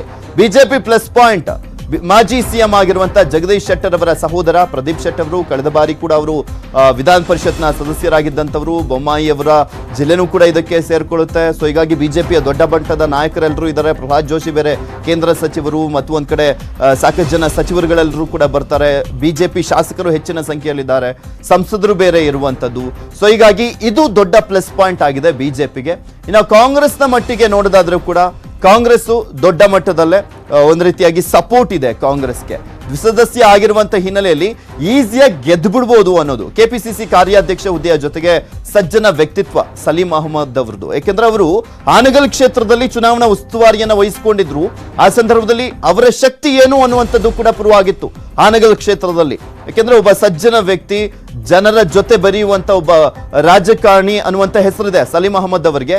ಸೊ ಹೀಗಾಗಿ ಇದೆಲ್ಲವೂ ಕೂಡ ಸಲೀಂ ಅಹಮದ್ ಅವರ ಗೆಲುವಿಗೆ ಸಹಕಾರಿಯಾಗತ್ತೆ ಅನ್ನುವಂತ ಮಾತುಗಳಿದೆ. ಅವೆಲ್ಲವೂ ಕೂಡ ಎಲೆಕ್ಷನ್ ರಿಸಲ್ಟ್ ದಿನ ಗೊತ್ತಾಗುತ್ತೆ. ದ್ವಿಸದಸ್ಯ ಆಗಿರುವಂತ ಹಿನ್ನೆಲೆಯಲ್ಲಿ ಕಾಂಗ್ರೆಸ್ ಮತ್ತೆ ಬಿಜೆಪಿಯ ಇಬ್ಬರು ಕ್ಯಾಂಡಿಡೇಟ್ಸ್ಗಳು ಆಯ್ಕೆ ಆಗುವಂತ ಚಾನ್ಸಸ್ ಹೆಚ್ಚಿದೆ. ಅಕಸ್ಮಾತ್ ಪಕ್ಷೇತರ ಅಭ್ಯರ್ಥಿ ಏನಾದರೂ ಹೆಚ್ಚಿನ ಮತಗಳನ್ನ ತೆಗೆದುಕೊಂಡಂತ ಸಂದರ್ಭದಲ್ಲಿ ಏನ್ ಬೇಕಾದ್ರೂ ಆಗ್ಬೋದು, ಯಾವ ಪಕ್ಷಕ್ಕಾದ್ರೂ ನಷ್ಟ ಸಂಭವಿಸಬಹುದು. ಇದ್ರ ಬಗ್ಗೆ ಮತ್ತಷ್ಟು ಡೀಟೇಲ್ಸ್ ಅನ್ನ ನೀಡ್ತಾರೆ ನಮ್ಮ ಪ್ರತಿನಿಧಿ ಮಂಜುನಾಥ್. ದೂರವಾಣಿ ಸಂಪರ್ಕದಲ್ಲಿ ಜಾಯ್ನ್ ಆಗ್ತಾ ಇದ್ದಾರೆ. ಮಂಜುನಾಥ್, ಧಾರವಾಡ, ಹಾವೇರಿ, ಗದಗ ಈ ಒಂದು ಕ್ಷೇತ್ರದಲ್ಲಿ ಅಂದ್ರೆ ದ್ವಿಸದಸ್ಯ ಇರುವಂತ ಹಿನ್ನೆಲೆಯಲ್ಲಿ ಕಾಂಗ್ರೆಸ್ ಮತ್ತು ಬಿಜೆಪಿ ಅಭ್ಯರ್ಥಿಗಳು ಈಸಿಯಾಗಿ ಆಯ್ಕೆ ಆಗ್ತಾರೆ ಅಂತ ನೋಡಿದ್ರೂ ಕೂಡ ಪಕ್ಷೇತರ ಅಭ್ಯರ್ಥಿ ಎಲ್ಲೋ ಒಂದ್ ಕಡೆ ಹೊಡೆತ ಕೊಡ್ಬಹುದು ಅನ್ನುವಂತ ಸಾಧ್ಯತೆ ಹೆಚ್ಚು ಅಂತ ಹೇಳಲಾಗ್ತದೆ. ಯಾವ ರೀತಿಯಾಗಿದೆ ಅಖಾಡ ಅಂತ, ಯಾವ ರೀತಿಯಾಗಿ ಪೈಪೋಟಿ ನಡೀತಾ ಇದೆ, ದುಡ್ಡಿನ ಪೈಪೋಟಿನೂ ಕೂಡ ನಡೀತಾ ಇದೆ ಅಲ್ಲಿ ಅಂತ? ಪೃಥ್ವಿರಾಜ್, ಮುಖ್ಯವಾಗಿ ಏನಂದ್ರೆ ಇದು 2 ಸದಸ್ಯ ಸ್ಥಾನ ಇರುವಂತಹ ಕ್ಷೇತ್ರ ಇದಾಗಿದೆ. ಹೀಗಾಗಿ ಅನಾಯಾಸವಾಗಿ ಗೆಲ್ಲಬೇಕನ್ನೋ ಒಂದು ಹಿನ್ನೆಲೆಯಲ್ಲಿ ಕಾಂಗ್ರೆಸ್ ಮತ್ತು ಬಿಜೆಪಿ ಒಬ್ಬೊಬ್ಬ ಅಭ್ಯರ್ಥಿನ ಮಾತ್ರ ಹಾಕಿದೆ. ಇಲ್ಲಿ ಮುಖ್ಯವಾಗಿ ಏನಂದ್ರೆ ಬಿಜೆಪಿ ಬಂಡಾಯ ಅಭ್ಯರ್ಥಿ ಮಲ್ಲಿಕಾರ್ಜುನ ಹಾವೇರಿ ಅಂತ ಏನು ಕಂಟೆಸ್ಟ್ ಅಖಾಡಕ್ಕೆ ಇಳಿದಿದ್ದಾರೆ. ಅದರಿಂದಾಗಿ 2 ಪಕ್ಷಗಳಿಗೆ ಒಂದು ರೀತಿಯಲ್ಲಿ ನಡಕ ಸೃಷ್ಟಿಯಾಗಿದೆ ಅಂತಾನೆ ಹೇಳ್ಬೋದು. ಯಾಕಂದ್ರೆ ಅವರು ಒಂದು ಕಾಲದಲ್ಲಿ ಕಾಂಗ್ರೆಸ್ ಇದ್ರು, ಈಗ ಬಿಜೆಪಿನಲ್ಲಿ ಇದ್ದಾರೆ. ಹೀಗಾಗಿ ಒಂದ್ ಕಡೆ ಅವರು ಬಿಜೆಪಿ ಬಂಡಾಯ ಅಭ್ಯರ್ಥಿ ಅಂತ ಹೇಳಲಾಗ್ತಾ ಇದೆ, ಮತ್ತೊಂದು ಕಡೆ ಕಾಂಗ್ರೆಸ್ ಮತಗಳನ್ನು ಸೆಳೆಯುವಂತ ಪ್ರಯತ್ನಗಳು ಸಹ ಮಾಡ್ತಾ ಇದ್ದಾರೆ. ಹೀಗಾಗಿ ಎಲ್ಲೋ ಒಂದ್ ಕಡೆ ಏನು ಉಳಿದ 8 ಪಕ್ಷೇತರ ಅಭ್ಯರ್ಥಿಗಳು ಇದ್ರೂ ಸಹ ಇಲ್ಲಿ ಮುಖ್ಯವಾಗಿ 2 ಪಕ್ಷಗಳಿಗೆ ದೊಡ್ಡ ತಲ್ಲವಾಗಿರೋದು ಮಲ್ಲಿಕಾರ್ಜುನ ಹಾವೇರಿ. ಹೀಗಾಗಿ ಅವ್ರ ಏನು ಡಿವೈಡ್ ಆಗ್ತಾ ಇದೆ ಮತಗಳು, ಆ ಮತಗಳ ವಿಭಜನೆಯನ್ನು ತಡೆಗಟ್ಟಿ ನಾವು ಗೆಲ್ಲಬೇಕಾದ್ರು ಪ್ರತಾಪಪ್ಪ ರಚಿಸಿದ ಮತಗಳ ಮೂಲಕ ಗೆಲ್ಲಬೇಕನ್ನೋ ಒಂದು ಪ್ರಯತ್ನನ ಕಾಂಗ್ರೆಸ್ ಮತ್ತು ಬಿಜೆಪಿ 2 ಸಹ ನಡೆಸಿದ್ದಾರೆ. ಮುಖ್ಯವಾಗಿ ಮೇನ್ ಅಂದ್ರೆ ಇಲ್ಲಿ ಬಿಜೆಪಿಗೆ ಒಂದು ಸ್ವಲ್ಪ ಎಲ್ಲ ಒಂದ್ ಕಡೆ ಬಂಡಾಯದ ಬಿಸಿ ತಡ್ತಾ ಇದೆ ಅಂತಾನೆ ಹೇಳ್ಬೋದು. ಯಾಕಂದ್ರೆ ಅವರು ಎಲ್ಲಾ ಕಡೆನೂ ನಾನು ಬಿಜೆಪಿ ಬಂಡಾಯ, ಹಾಲಿ ಏನು APMC ಅಧ್ಯಕ್ಷರು ಸಹ ಬಿಜೆಪಿಯಿಂದ ಆಯ್ಕೆ ಆಗಿದ್ರು. ಹೀಗಾಗಿ ಒಂದ್ ರೀತಿಯಲ್ಲಿ ಸ್ವಲ್ಪ ತೊಡಕಾಗ್ಬೋದು. ಆದ್ರೆ ಎರಡೂ ಪಕ್ಷಗಳ ಮುಖ್ಯವಾಗಿ ಎರಡೂ ಪಕ್ಷಗಳ ಅಭ್ಯರ್ಥಿಗಳನ್ನ ಏನು ಮತದಾರನ ಓಲೈಕೆಗೆ ಕಸರತ್ತು ನಡೆಸ್ತಾ ಇದ್ರೆ, ಹಣದ ಹರಿಸುವಂತ ಮಾತುಗಳು ಸಹ ಕೇಳಿ ಬರ್ತಾ ಇದಾವೆ. ಹೀಗಾಗಿ ಶತಾಯಗತ ಗೆಲ್ಲಬೇಕು ಅನ್ನೋ ಒಂದು ಪ್ರಯತ್ನದಲ್ಲಿ ಎರಡೂ ಪಕ್ಷಗಳಿದಾವೆ. Prithviraj, okay, thank you Shivarama Sundi ನಿಮ್ಮೆಲ್ಲ ಡೀಟೇಲ್ಸ್ಗಾಗಿ. ಮತ್ತಷ್ಟು ಅಪ್ಡೇಟ್ಸ್ ಅನ್ನು ಮುಂದೆ ಇಡ್ತಾ ಹೋಗ್ತೀನಿ. ಆದ್ರೆ ಅದಕ್ಕೂ ಮುಂಚೆ ಒಂದು ಸ್ಮಾಲ್ ಬ್ರೇಕ್ ಹೋಗ್ಲಿಕ್ಕೂ ಮುನ್ನ ನಿಮ್ ಗಮನಕ್ಕೆ ದೇಶದ ಎಲ್ರಿಗೂ ಕೊರೋನಾ ವ್ಯಾಕ್ಸಿನ್ ಸಿಗಬೇಕೆಂಬುದು ನೆಟ್ವರ್ಕ್ 18ನ ಆಶಯ. ಫೆಡರಲ್ ಬ್ಯಾಂಕ್ ಅಪೋಲೋ ಸಹಯೋಗದೊಂದಿಗಿನ ನೆಟ್ವರ್ಕ್ 18ನ ಈ ಆಶಯಕ್ಕೆ ದೇಶವ್ಯಾಪಿ ಬಲ ಸಿಕ್ಕಿದೆ.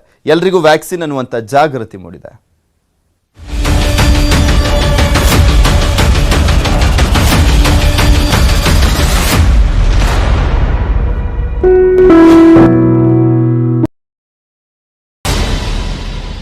ಪರಿಷತ್ ಅಖಾಡ ಯಾವ ರೀತಿಯಾಗಿ ರಂಗೇರಿದೆ ಅನ್ನೋದನ್ನ ತೋರಿಸ್ತಾ ಇದ್ವಿ. ಶಿವಮೊಗ್ಗ, ಚಿತ್ರದುರ್ಗ, ಧಾರವಾಡ, ತುಮಕೂರು ಈ ಕ್ಷೇತ್ರದಲ್ಲಿ ಭರ್ಜರಿ ಪೈಪೋಟಿ ಏರ್ಪಟ್ಟಿರುವಂತದ್ದು. ಈ ಕ್ಷೇತ್ರಗಳಿಗಿಂತ ಮೊದಲೇ ರಾಜಕೀಯ ಜಿದ್ದಾಜಿದ್ದಿನ ಕ್ಷೇತ್ರ ಅಂತ ಕರೆಸಿಕೊಳ್ಳುವಂಥದ್ದು ಮಂಡ್ಯ. ಗ್ರಾಮ ಪಂಚಾಯಿತಿ ಎಲೆಕ್ಷನ್ ಇಂದ ಹಿಡಿದು ಪ್ರತಿಯೊಂದು ಎಲೆಕ್ಷನ್ ಕೂಡ ಅಲ್ಲಿ ದೊಡ್ಡ ಮಟ್ಟದಲ್ಲೇ ಹೋರಾಟವನ್ನ ಮಾಡಬೇಕಾಗುತ್ತೆ. ರಾಜಕಾರಣಕ್ಕೆ ಮತ್ತೊಂದು ಹೆಸರೇ ಮಂಡ್ಯ ಅಂತ ಕರೀತಾರೆ. ಯಾಕೆಂದ್ರೆ ಪ್ರತಿಯೊಬ್ರು ಕೂಡ ಅಲ್ಲಿ ರಾಜಕಾರಣವನ್ನು ಮಾಡ್ತಾರೆ. ಜೆಡಿಎಸ್ ಪ್ರಾಬಲ್ಯದ ಕ್ಷೇತ್ರದಲ್ಲಿ ತ್ರಿಕೋನ ಸ್ಪರ್ಧೆ ಏರ್ಪಟ್ಟಿರುವಂತದ್ದು ಈ ಬಾರಿ. ತೆನೆಕೋಟೆಯಲ್ಲಿ ಕೈಕಮಲ ಪೈಪೋಟಿ ಏರ್ಪಟ್ಟಿದೆ. ಹೇಗಿದೆ ಹಾಗಾದ್ರೆ ಮಂಡ್ಯ ಪರಿಷತ್ ಚುನಾವಣಾ ಅಖಾಡ? ಜೆಡಿಎಸ್ನ ಹಾಲಿ ಅಭ್ಯರ್ಥಿ ಅಪ್ಪಾಜಿ ಗೌಡ ಅವರು ಮತ್ತೆ ಸ್ಪರ್ಧೆಯನ್ನು ಮಾಡಿರುವಂತದ್ದು.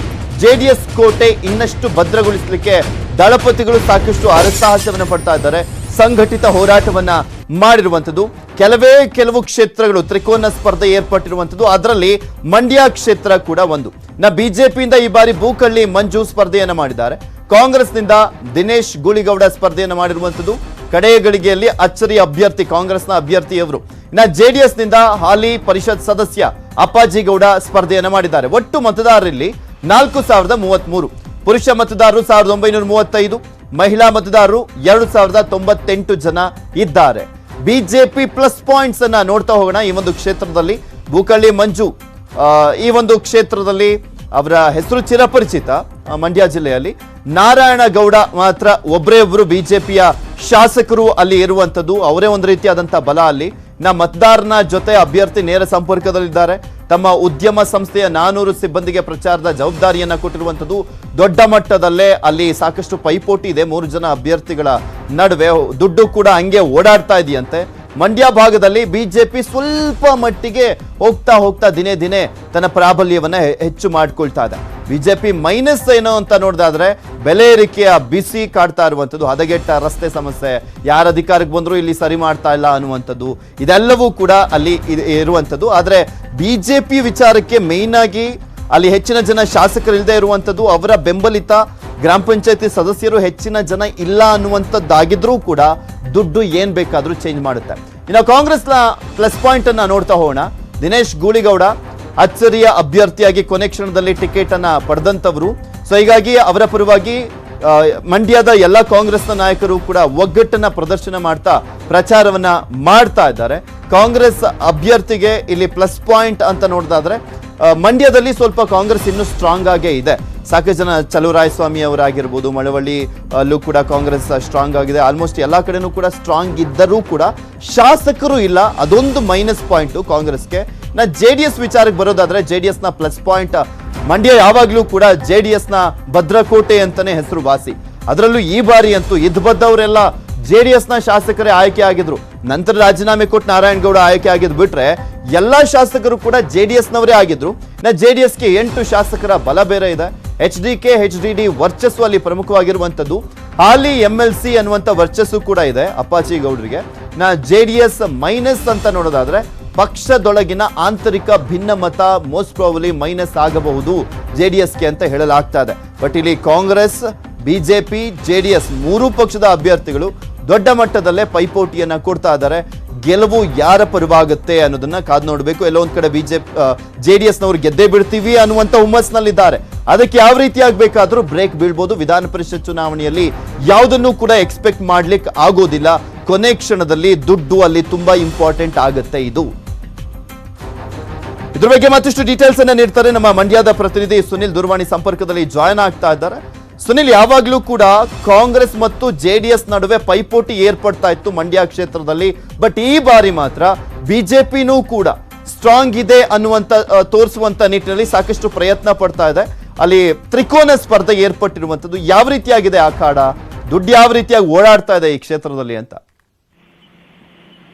ಹೌದು ಪೃಥ್ವಿ, ಮಂಡ್ಯದಲ್ಲಿ ಯಾವಾಗ್ಲೂ ಕೂಡ ಕಾಂಗ್ರೆಸ್ ಮತ್ತೆ ಜೆಡಿಎಸ್ ಪಕ್ಷಗಳು ನೇರ ಹಣಾಹಣಿ ಇರ್ತಿತ್ತು. ಯಾಕಂದ್ರೆ ಇವೆರಡೂ ಪಕ್ಷಗಳು ಕೂಡ ಪ್ರಾಬಲ್ಯವನ್ನ ಹೊಂದಿರತಕ್ಕಂಥದ್ದು. ಆದ್ರೆ ಬಿಜೆಪಿಗೆ ಮಂಡ್ಯದಲ್ಲಿ ನೆಲೆ ಇರಲಿಲ್ಲ. ಆದ್ರೆ ಕಳೆದ ಏನು ಉಪಚುನಾವಣೆ ನಡೀತು, ಈ ಒಂದು ಸಂದರ್ಭದಲ್ಲಿ ನಾರಾಯಣಗೌಡರು ಬಿಜೆಪಿಯಿಂದ ಸ್ಪರ್ಧೆ ಮಾಡಿ ಗೆದ್ರು. ಈ ಒಂದು ಗೆಲುವು ಎಲ್ಲೋ ಒಂದ್ ಕಡೆ ಮಂಡ್ಯದಲ್ಲಿ ಬಿಜೆಪಿಗೆ ನೆಲೆ ಇದೆ ಅನ್ನತಕ್ಕಂಥದ್ದನ್ನ ತೋರಿಸ್ಕೊಟ್ಟಿತ್ತು. ಅದೇ ರೀತಿ MLC ಚುನಾವಣೆಗಳಲ್ಲಿ ನೋಡೋದೇ ಆದ್ರೆ ಹಿಂದಿನಿಂದಲೂ ಕೂಡ ಯಾರು ಕೂಡ ಬಿಜೆಪಿಗೆ ಟಿಕೆಟ್ ಅನ್ನ ಕೇಳೋದಕ್ಕೆ ಮುಂದೆ ಬರ್ತಿರ್ಲಿಲ್ಲ. ಆದ್ರೆ ಈ ಬಾರಿ ಬುಕ್ಕಹಳ್ಳಿ ಮಂಜು ಅವರು ಅಭ್ಯರ್ಥಿ ಆಗಿರ್ತಕ್ಕಂಥದ್ದು. ಇದ್ರ ಜೊತೆಗೆ ಬುಕ್ಕಹಳ್ಳಿ ಮಂಜು ಅವರ ಪರಿಶ್ರಮ ಕೂಡ ಸಾಕಷ್ಟಿದೆ. ಯಾಕಂದ್ರೆ 1 ವರ್ಷದ ಹಿಂದೆಯಿಂದಲೂ ಕೂಡ ಸಾಕಷ್ಟು, ಅಂದ್ರೆ ಪ್ರತಿ ಗ್ರಾಮ ಪಂಚಾಯತಿ ಸದಸ್ಯರೇನಿದ್ದಾರೆ ಅವರ ಮನೆ ಬಾಗಿಲಿಗೆ ಹೋಗಿ ಅವರನ್ನ ಮಾತನಾಡಿಸುವಂತದ್ದು, ಮತ ಕೇಳುವಂತ ಕೆಲಸವನ್ನ ಬುಕ್ಕಹಳ್ಳಿ ಮಂಜು ಅವರು ಮಾಡಿರ್ತಕ್ಕಂಥದ್ದು.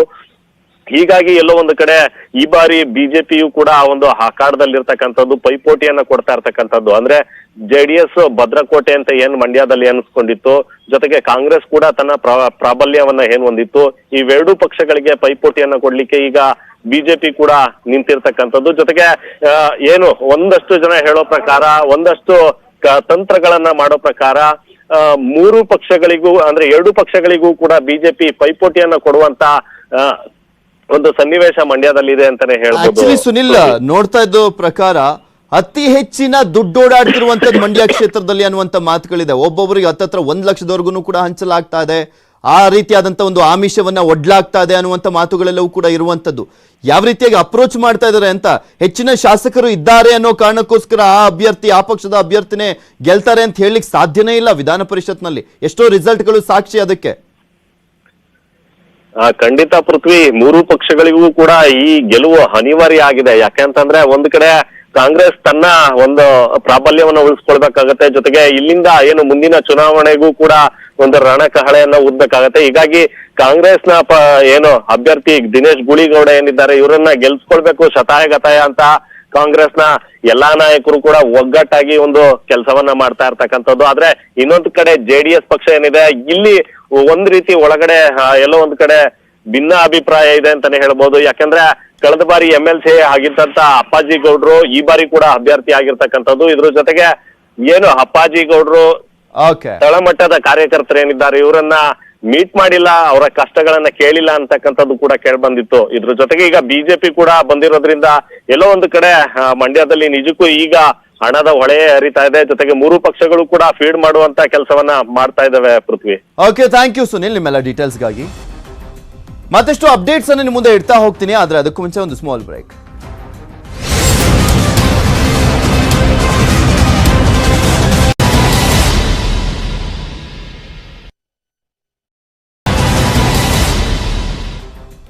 ವಿಧಾನ ಪರಿಷತ್ ಚುನಾವಣೆಯಲ್ಲಿ ಯಾವ ಕ್ಷೇತ್ರದಲ್ಲಿ ಯಾರು ಸ್ಟ್ರಾಂಗ್ ಇದ್ದಾರೆ, ಯಾವ ಪಕ್ಷ ಸ್ಟ್ರಾಂಗ್ ಇದೆ, ಯಾವ ಅಭ್ಯರ್ಥಿ ಸ್ಟ್ರಾಂಗ್ ಇದ್ದಾರೆ ಅನ್ನೋದನ್ನ ತೋರಿಸ್ತಾ ಇದ್ವಿ ಡೀಟೇಲ್ಸ್ ಅನ್ನ. ಇನ್ನ 25 ಕ್ಷೇತ್ರಗಳ 25 ಸ್ಥಾನಗಳಿಗೆ ನಡೀತಾ ಇರುವಂತ ಈ ಒಂದು ಪೈಪೋಟಿ, 20 ಕ್ಷೇತ್ರಗಳ 25 ಸ್ಥಾನಗಳಿಗೆ ಯಾರಿಗೆ ಎಷ್ಟು ಸ್ಥಾನ ಸಿಗುತ್ತೆ? ಹಾಗಾದ್ರೆ ಸರ್ಕಾರದ ಕೈ ಸೇರಿದೆಯಂತೆ. ಗುಪ್ತಚರ ವರದಿ ಸಿಎಂ ಬೊಮ್ಮಾಯಿಗೆ ಗುಡ್ ನ್ಯೂಸ್ ಅನ್ನ ಕೊಟ್ಟಿದೆ. ಆ ಒಂದು ರಿಪೋರ್ಟ್ ಬಿಜೆಪಿ 12ರಿಂದ 13 ಸ್ಥಾನಗಳಲ್ಲಿ ಗೆಲ್ಲುವಂತ ಸಾಧ್ಯತೆ ಇದೆ ಅಂತ ಹೇಳಲಾಗ್ತಾ ಇರುವಂತದ್ದು. ಗುಪ್ತಚರ ಇಲಾಖೆ ಕೊಟ್ಟಿರುವಂತಹ ಒಂದು ರಿಪೋರ್ಟ್ ನಲ್ಲಿ ಕಾಂಗ್ರೆಸ್ 8ರಿಂದ 10 ಸ್ಥಾನದಲ್ಲಿ ಗೆಲ್ಲುವಂತ ಸಾಧ್ಯತೆ ಇದೆ ಅನ್ನುವಂತ ಲೆಕ್ಕಾಚಾರ. ಜೆಡಿಎಸ್ ಕೇವಲ 2ರಿಂದ 3 ಸ್ಥಾನವಷ್ಟೇ ಗೆಲ್ಲುವಂತ ಸಾಧ್ಯತೆ ಇದೆ ಅಂತ ಹೇಳಲಾಗ್ತಾ ಇರುವಂತದ್ದು. ಜೆಡಿಎಸ್ ಇನ್ಫ್ಯಾಕ್ಟ್ ಸ್ಪರ್ಧೆ ಮಾಡಿರುವಂತದ್ದೇ 6 ಸ್ಥಾನಗಳಲ್ಲಿ, ಅದರಲ್ಲಿ 2ರಿಂದ 3 ಸ್ಥಾನ ಗೆಲ್ಲುವಂತ ಚಾನ್ಸಸ್ ಅಂತೆ. 12 ಸ್ಥಾನ ಗೆದ್ರೆ ಪರಿಷತ್ನಲ್ಲಿ ಬಿಜೆಪಿ ಮೇಲುಗೈಯನ್ನ ಸಾಧಿಸುತ್ತೆ. ಪರಿಷತ್ನಲ್ಲಿ ನಿರಾಯಾಸವಾಗಿ ಬಿಜೆಪಿಗೆ ಬಹುಮತ ಸಿಗುವಂತ ಚಾನ್ಸಸ್ ಇರುವಂತದ್ದು. ಸಿಎಂ ಬೊಮ್ಮಾಯಿಗೆ ಖುಷಿಯನ್ನ ತಂದಿದೆ ಇಂಟೆಲಿಜೆನ್ಸ್ ರಿಪೋರ್ಟ್. ಇದು ಖುಷಿ ಅನ್ನೋದಕ್ಕಿಂತ ಆಲ್ಮೋಸ್ಟ್ ಯಾವ ಆಡಳಿತ ಪಕ್ಷ ಇರುತ್ತೋ ಆ ಪಕ್ಷದವರೇ ಹೆಚ್ಚಿನ ಸ್ಥಾನಗಳನ್ನ ಗೆಲ್ತಾರೆ, ಸ್ಪೆಷಲಿ ವಿಧಾನ ಪರಿಷತ್ ಚುನಾವಣೆಯಲ್ಲಿ. ಯಾಕೆಂದ್ರೆ ಆಡಳಿತ ಪಕ್ಷದ ಶಾಸಕರ ಸಂಖ್ಯೆ ದುಪ್ಪಟ್ಟಾಗಿರುತ್ತೆ. ಸೊ ಹೀಗಾಗಿ ಆ ಕ್ಷೇತ್ರಗಳಲ್ಲಿ ಆ ಶಾಸಕರು ಹೆಚ್ಚಿನ ಬಲವನ್ನ ಹಾಕಲೇಬೇಕಾಗುತ್ತೆ. ಸೊ ಹೀಗಾಗಿ ಆಡಳಿತ ಪಕ್ಷದವರು ಹೆಚ್ಚಿನ ಸ್ಥಾನವನ್ನ ಗೆಲ್ತಾರೆ. 2015ರಲ್ಲಿ ಇದೇ ರೀತಿಯಾಗಿ ನಡೆದಿದ್ದಂತ ಚುನಾವಣೆಯ ಸಂದರ್ಭದಲ್ಲಿ 14 ಜನ ಕಾಂಗ್ರೆಸ್ನ ಅಭ್ಯರ್ಥಿಗಳು ಆಯ್ಕೆ ಆಗಿದ್ರು 25 ಸ್ಥಾನಗಳ ಪೈಕಿ. ಬಿಕಾಸ್ ಆ ಸಂದರ್ಭದಲ್ಲಿ ಕಾಂಗ್ರೆಸ್ ಪಕ್ಷ ಆಡಳಿತವನ್ನ ಮಾಡ್ತಾ ಇತ್ತು, ಕಾಂಗ್ರೆಸ್ನ ಶಾಸಕರು ಹೆಚ್ಚಿನ ಸಂಖ್ಯೆಯಲ್ಲಿದ್ರು. ಸೊ ಹೀಗಾಗಿ 14 ಸ್ಥಾನಗಳಲ್ಲಿ ಕಾಂಗ್ರೆಸ್ನವರು ಗೆದ್ದಿದ್ರು ಅಭ್ಯರ್ಥಿಗಳು. ಬಿಜೆಪಿಯವರು ಒಂದು 6 ಸ್ಥಾನದಲ್ಲಿ ಗೆದ್ದಿದ್ರು, ಬಿಜೆಪಿಯವರು ಜೆಡಿಎಸ್ನವರು ಒಂದು 5 ಸ್ಥಾನದಲ್ಲಿ ಗೆದ್ದಿದ್ರು ಆ ಸಂದರ್ಭದಲ್ಲಿ. ಇದ್ರ ಬಗ್ಗೆ ಮತ್ತಷ್ಟು ಡೀಟೇಲ್ಸ್ ಅನ್ನ ನೀಡ್ತಾರೆ ನಮ್ಮ ಪೊಲಿಟಿಕಲ್ ಬ್ಯೂರೋ ಮುಖ್ಯಸ್ಥರಾಗಿರುವಂತ ಚಿದಾನಂದ್ ಪಟೇಲ್. ನೇರ ಸಂಪರ್ಕದಲ್ಲಿ ಜಾಯ್ನ್ ಆಗ್ತಾ ಇದ್ದಾರೆ. ಚಿದಾನಂದ್ ಪಟೇಲ್, ಬೊಮ್ಮಾಯಿ ಅವರಿಗೆ ಅಟ್ಲೀಸ್ಟ್ ಈಗ ವಿಧಾನ ಪರಿಷತ್ ಚುನಾವಣೆಯಲ್ಲಿ ಸ್ವಲ್ಪ ಮಟ್ಟಿಗೆ ಖುಷಿಯನ್ನ ತರುವಂತ ಸಾಧ್ಯತೆ ಇದೆ ಅನ್ನುವಂಥದ್ದು ಗುಪ್ತಚರ ಇಲಾಖೆ ಕೊಟ್ಟಿರುವಂತ ಮಾಹಿತಿ. ಆಲ್ಮೋಸ್ಟ್ ಆಡಳಿತ ಪಕ್ಷ ಯಾವ್ದಿರುತ್ತೋ ವಿಧಾನ ಪರಿಷತ್ ಚುನಾವಣೆಯಲ್ಲಿ ಆ ಪಕ್ಷಕ್ಕೆ ಹೆಲ್ಪ್ ಆಗುತ್ತೆ, ಅವರೇ ಹೆಚ್ಚಿನ ಸ್ಥಾನವನ್ನ ಗೆಲ್ತಾರೆ ಅನ್ನುವಂತ ನಿರೀಕ್ಷೆ ಕೂಡ ಇದ್ದೇ ಇರುತ್ತೆ. ಆಮೇಲೆ ವಿಧಾನ ಪರಿಷತ್ ಚುನಾವಣೆ ಅಂತ ಬಂದಂತ ಸಂದರ್ಭದಲ್ಲಿ ಮನಿ ಮ್ಯಾಟರ್ ಆಗುತ್ತೆ ಹೆಚ್ಚಿನದಾಗಿ. ಇಲ್ಲಿ ನಡೆಯುವಂಥದ್ದೇ ಹಣದ ಆಟ. ಸೊ ಹೇಗಿದೆ ಬಿಜೆಪಿಯಲ್ಲಿ ಒಂದು ಸ್ವಲ್ಪನಾದ್ರೂ ಖುಷಿ ಕಾಣಿಸ್ತಾ ಇದೆಯಾ ವಿಧಾನ ಪರಿಷತ್ ಚುನಾವಣೆಯಿಂದ? ಬಿಜೆಪಿ ಪರಿಷತ್ನಲ್ಲಿ ಒಂದು ಬಹುಮತವನ್ನ ಪಡೆಯಬಹುದು ಅನ್ನುವಂತ ನಿಟ್ಟಿನಲ್ಲಿ?